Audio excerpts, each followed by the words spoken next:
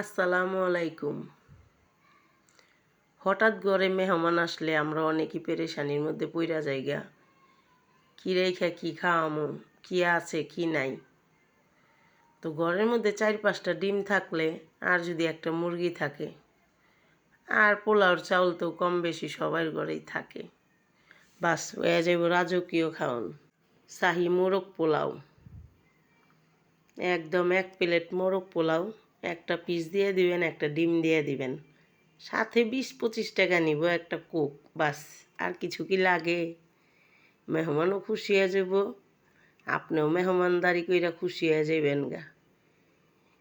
একবার রাইন্দা মেহমান আসলে খাওয়ায় দেখেন, ঝটপট রান্না কইরা সামনে দিতে পারবেন। আমরা তো অনেক সময় অনেক পেরেশানির মধ্যে থাকি, গরুর মাংস নাই ফ্রিজে, মেহমান নাইব কি দিমু। তো শর্টকাটে একটা বুদ্ধি দিয়ে দিলাম। ভিডিওটা ভালো লাগলে অবশ্যই এই চ্যানেলটারে সাবস্ক্রাইব করে পাশে থাকবেন। আমিও আপনাকে পাশে আছি, দোয়া করেন ইনশাল্লাহ।